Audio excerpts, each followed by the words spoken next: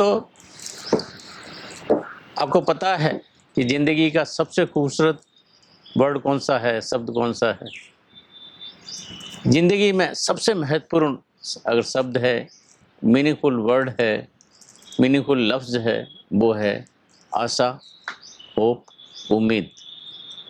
दोस्तों, ऐसा बोला जाता है कि अगर खाना नहीं मिले हमको, कुछ दिन तक बिना खाने के हम जी सकते हैं। पानी नहीं मिले तो कुछ घंटों तक बिना पानी के जी सकते हैं। सांस लेने के लिए भी कुछ सेकंड तक ऑक्सीजन डिले की जा सकती है।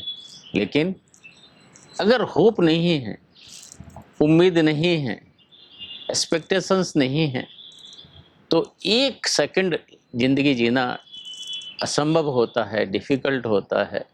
बिकॉज़ ज़िंदगी में अगर कोई मीनिंग नहीं रह जाए, ज़िंदगी में अगर कुछ मतलब नहीं रह जाए, तो लोग ज़िंदगी जीने की उम्मीद छोड़ देते हैं। और लोग नहीं, इवन एनिमल्स में ये पाया गया है कि when they have hope, they live better, they live for longer duration, they live with expectation that life will be meaningful. तो एंड्योरेंस जो होती है हमारी ज़िंदगी को एक्सपेक्ट करने की, फेस करने की, वो हो जाती है हमारे अंदर। तो होप है क्या दोस्तों? कि आने वाला कल बिगर होगा, बेटर होगा, बेहतर होगा, और ये बिगर, बेटर, बेहतर, ये सब करने की क्षमता है वो हमारे अंदर खुद निहित है। अगर हम इस उम्मीद को केवल दुनिया के भरोसे छोड़ देते हैं तो उसको दोस्तों लक बोलते हैं, उसको होप नहीं बोलते हैं। तो लक और होप में क्या डिफरेंस है कि लक में हम चीज़ें छोड़ देते हैं कि एक विशफुल थिंकिंग होती है, एक डिज़ायर होती है, बट जब हम होप की बात करते हैं तो ये विशफुल थिंकिंग और डिज़ायर के परे जाके, बिकॉज़ ये एक एक्शन निहित करता है। वो किसके ऊपर करता है? वो हमारे खुद के ऊपर करता है कि tomorrow will be bigger and better and we have power to make it. So that is the basic concept of hope, जो विशफुल थिंकिंग से इसको अलग करता है। और दोस्तों, होप के सहारे ज़िंदगी जी जा सकती है? Answer is yes. और इसको हम एक स्टोरी से शुरू करना चाहेंगे।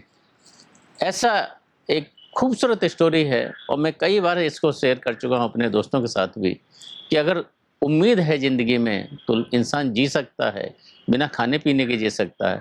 अगर उम्मीद नहीं है तो एक सेकंड उसको लिए जीना मुश्किल होता है। तो इस स्टोरी में ऐसा बताते हैं कि एक कोई भी रेगिस्तान में एक झोंपड़ी में एक परिवार रहता था और उसमें 2 बच्चे थे और माँ थी, वो सौतेली माँ थी। और सौतेली माँ इतनी तंग आ चुकी थी बच्चों से, समहाउ वो चाहती थी कि इन बच्चों से पीछा छुड़ा लिया जाए, इनको मार दिया जाए। लेकिन ऐसे मारना डिफ़िकल्ट होता है, असंभव होता है। तो एक उन्होंने ट्रिक निकाली, चाल क्या निकाली, और जिसको उन्होंने बाप को भी सहमत करा लिया कि हम बच्चों को बोल के जाएंगे कि हम मेला देखने जा रहे हैं। और आपने देखा होगा कि गांव देहात में मेला जाने का कंसेप्ट बहुत यूजुअल होता है, रूटीन होता है। और जब भी पेरेंट्स मेला देखने जाते हैं तो बच्चों को उम्मीद रहती है कुछ लेके आएंगे। तो उसी उम्मीद में बच्चे रहने लगे उस हट में। और क्या किया इन्होंने कि बाहर से लॉक लगा के चले गए, कहीं जा भी नहीं सकते। एंड दोस्तों, उनका इंटेंट तो यही था कि बच्चे मर जाएं। तो सालों, मतलब महीने निकले, हफ्ते निकले, साल बाद वापस आते हैं और उनके सरप्राइज तक क्या देखते हैं कि दोनों बच्चे जिंदा हैं। उन दोनों बच्चों को एक आशा थी, उम्मीद थी, होप थी कि मेरे माँ बाप, इवन तो सौतेली माँ हैं, मेरे माँ बाप गए हैं मेले, हमारे लिए कुछ लेके आएंगे। उस उम्मीद के साथ बिना खाने पीने के वो जिंदा रहते हैं सालों साल। एंड दोस्तों, जब सौतेली माँ उनको देखती है, अरे ये तो अभी भी जिंदा हैं। एंड दोस्तों, जब वो सुनते हैं, पता होता है कि उनको, वो तो बिना सालों साल बिना खाने पीने के रहे हैं, उसी क्षण दम तोड़ देते हैं दोस्तों। बिकॉज आशा का दामन छूट जाता है। और हमारी सबकी लाइफ में जब हमने देखा होगा, कई पेशेंट्स भी होते हैं कि जब उम्मीद छोड़ देते हैं, ज़िंदगी की जीने की आशा छोड़ देते हैं, वो सर्वाइव नहीं कर पाते, रिकवरी नहीं कर पाते। बहुत से पेशेंट होते हैं, the will power to live, fight back करते हैं और वापस आते हैं अपनी ज़िंदगी में। तो दोस्तों, ये कहानी हो सकती है, बट असलियत में होती है क्या? असलियत में भी होती है दोस्तों। हार्वर्ड यूनिवर्सिटी में 1950s में एक डिप्लोरेबल एक्सपेरिमेंट किया गया, बिकॉज क्रूअल्टी इन्वॉल्व है इसलिए डिप्लोरेबल हम बात करते हैं। डिप्लोरेबल एक्सपेरिमेंट रेट्स के ऊपर किया गया। क्या एक्सपेरिमेंट किया गया दोस्तों? उन्होंने देखा कि अगर हम चूहों को पानी में तैराते हैं तो लॉन्गेस्ट कब तक वो तैर सकते हैं। देखा ये गया, एवरेज 15 मिनट के बाद थक हार के वो तैरना छोड़ देते हैं, और जब तैरना छोड़ देंगे तो तैरने की जीने की उम्मीद छूटती है दोस्तों। तैरना छोड़ रहे हैं मतलब I can't survive now, and जैसे ही तैरना छोड़ते हैं, डूबने के कगार पर होते हैं, तो वहाँ पर उनको बचा लिया जाता है। बचाने के बाद कुछ मिनट, कुछ देर तक उनको रेस्ट दिया जाता है, दोबारा उसी कंडीशन में सेम पानी में दोबारा उतार दिया जाता है। एंड दोस्तों, what do you expect this time around? 1 hour, 2 our?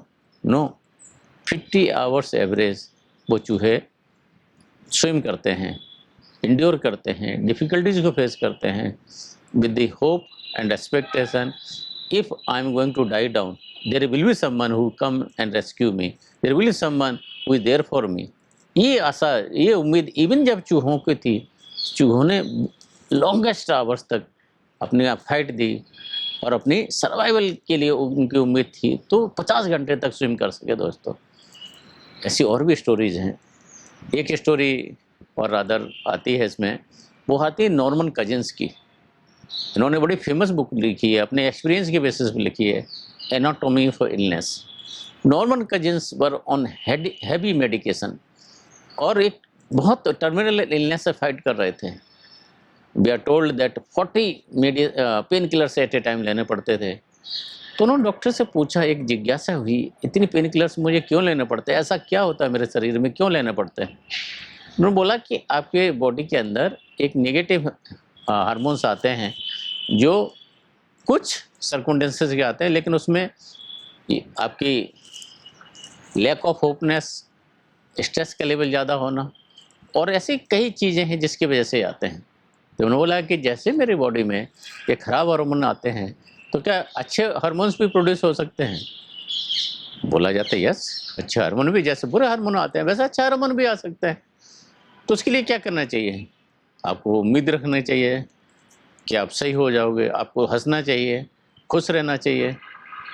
And दोस्तों, इस चीज़ को नॉर्मन कजिन्स ने इतना सीरियसली लिया कि घंटों घंटों तक वीडियो टेप्स, जो कॉमिक वीडियो के टेप्स होते हैं उसको देखते रहते थे, कार्टून्स होते हैं उसको देखते रहते थे।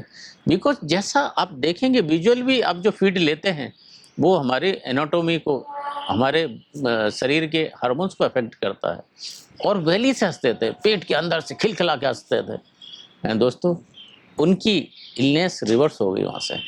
And thereafter, recovery from thereafter, he has written this famous book anatomy for illness. दोस्तों, मेडिकली ये पाया गया है, पूरी रिसर्च में पाया गया है कि इवन टर्मिनल इलनेस रिवर्स हो सकती हैं if we have hope for better tomorrow, if we have hope as a foundation of our life.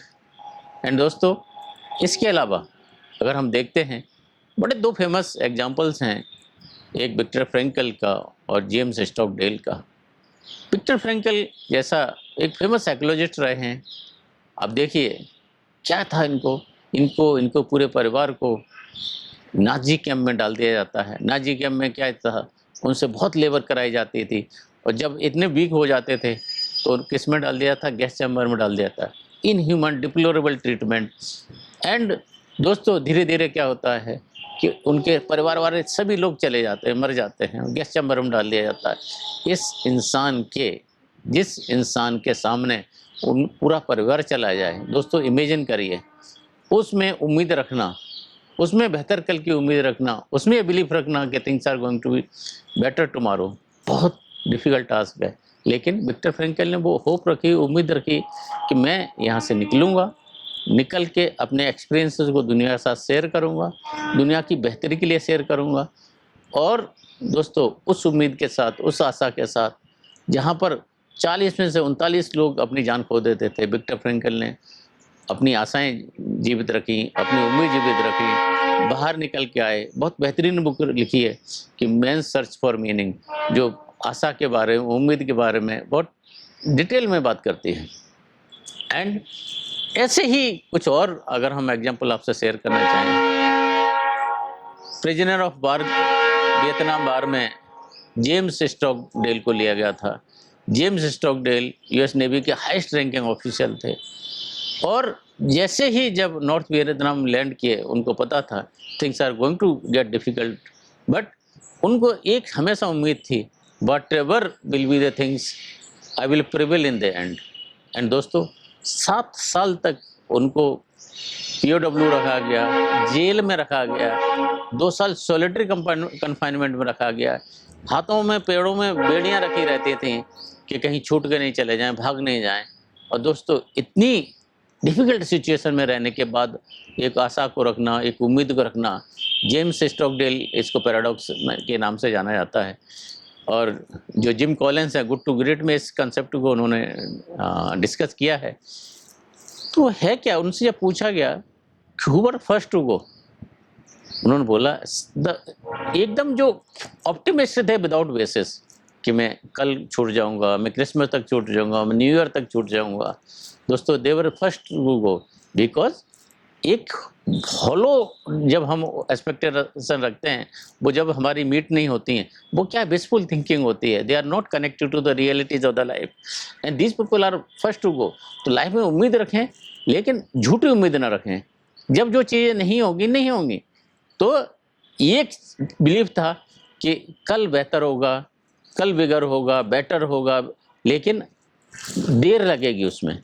वो जेम्स स्टॉकडेल का कंसेप्ट था। और एकदम जो नाउम्मीद वाले लोग थे वो भी मारे गए, वो भी चले गए, उन्होंने भी ज़िंदगी को त्याग दिया।